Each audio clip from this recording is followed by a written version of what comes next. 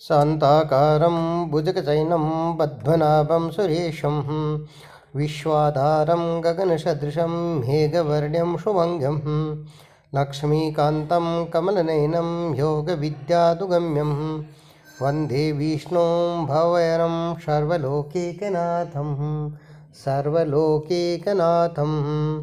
हमारे सनातन पद्धति में, सनातन धर्म में यह है कि हमारे घर पर गरुड़ घंटी होना अति आवश्यक होती है। हम जब पूजा प्रारंभ करते हैं तो हम पहले गरुड़ घंटी की पूजा करते हैं, उनके बाद में आगे की पूजाएं प्रारंभ करते हैं। हमारे घर में सुबह और शाम से लयबद्ध यदि घंटी की ध्वनि आती है, उसकी आवाज़ आती है, उसके माध्यम से नकारात्मक ऊर्जा वहाँ से दूर हट जाती है और सकारात्मक ऊर्जा का प्रवेश हो जाता है, आगमन हो जाता है। इसीलिए हमें लयबद्ध तरीके से सुबह और शाम के समय में गरुड़ घंटी बजानी चाहिए। गरुड़ घंटी बजने से हमारे शरीर की जितनी भी नाड़ियाँ होती है वह अपना कार्य करना प्रारंभ कर देती है। जितने भी वातावरण में जीवाणु और विषाणु होते हैं वह नष्ट हो जाते हैं।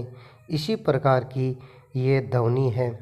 हमें यदि पूजा से पहले यदि हमारे कानों के अंदर हमें शंखनाद हो रहा हो, यदि किसी की घंटी की आवाज़ हो रही हो, तो ये मान लीजिए कि हमारे घर में कुछ मंगल होने वाला है, कुछ अच्छे होने वाला है।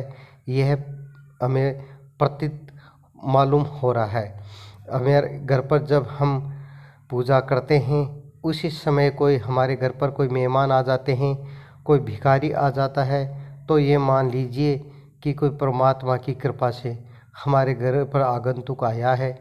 इसीलिए आपने ये न समझें कि भिखारी आया है उनको बाहर निकाल दें, उनको कुछ देना चाहिए अपने हाथ से। इसी प्रकार हमारे सनातन परंपरा में, सनातन धर्म में यह बताया गया है। बोले लक्ष्मी नारायण भगवान की जय हो।